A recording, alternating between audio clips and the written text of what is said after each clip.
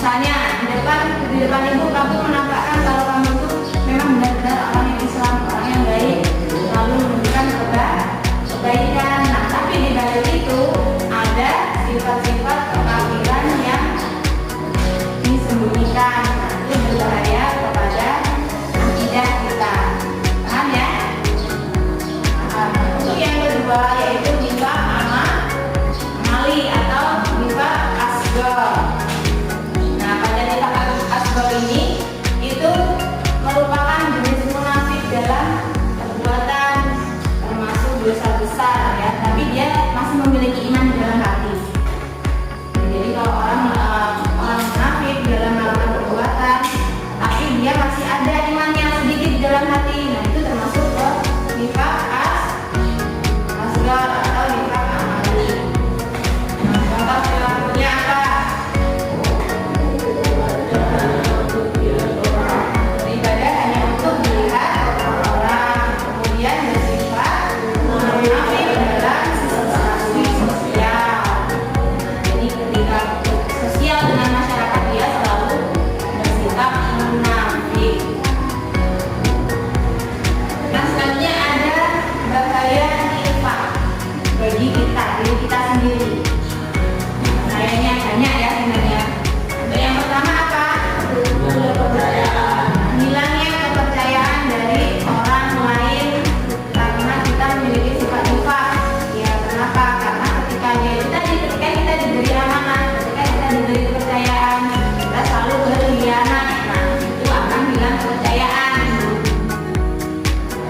Ya, jadi jangan sampai kita memiliki sifat munafik. Nah, yang kedua yaitu tercela di hadapan Allah. Untuk bahaya ini itu hati kita akan menjadi tidak tenang, jadi selalu risau, penuh kecemasan. Nah, yang ketiga ada azab dunia dan akhirat. Nah, dosa nifaq ini itu akan membawa balasan berat dari Allah. Jadi balasan kita akan merasakan balasan dari Allah itu baik di dunia maupun di akhirat. Yang keempat yaitu terhalang hidayah. Jadi Allah itu akan menutup jalan kita untuk mencari rezeki, ya. Jadi kita akan kesulitan mencari rezeki. Jadi ketika kita bekerja juga pasti rezeki kita akan susah. Ya, paham?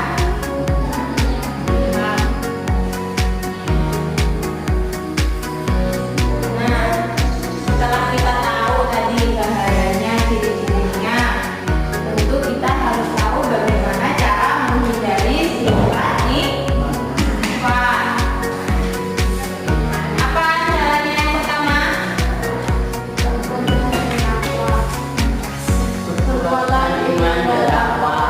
Perbuat iman dan takwa. Nah, jadi kita harus mempererat hubungan kita kepada Allah Subhanahu wa Ta'ala. Yang kedua, jujur dalam perkataan dan perbuatan. Nah, jadi kita itu harus bersikap tulus dan tanggung jawab setiap saat kepada siapapun.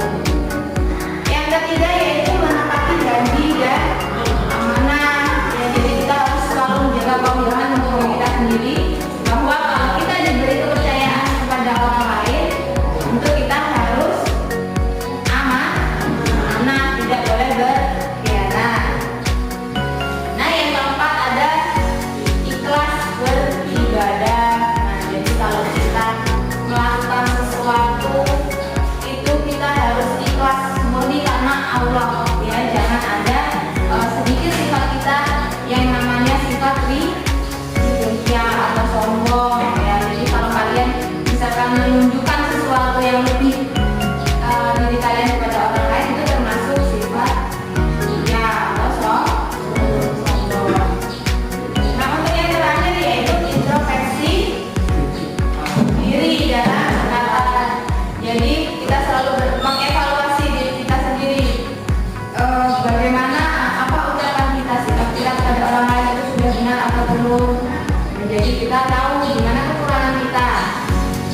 Tidak boleh kalau misalnya kita sadar tadi saya kok terlalu sombong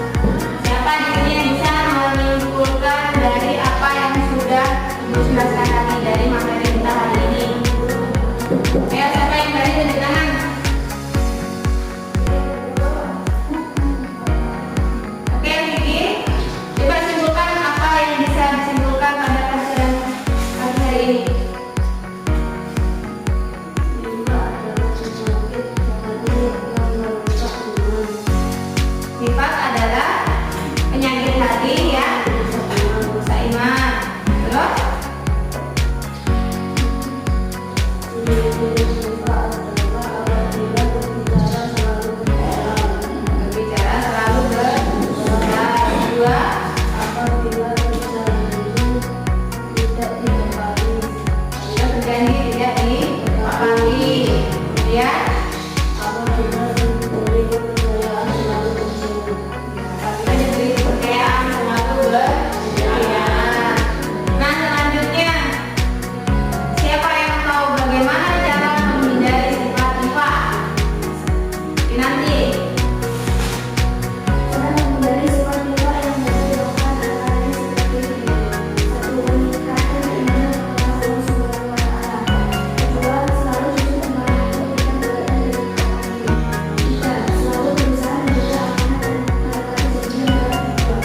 Oke, paham ya. Jadi sudah tahu apa itu nifaq, apa itu ciri-ciri, dan bagaimana kita menghindari sifat munafik atau nifaq tersebut, karena itu merupakan sifat tercela.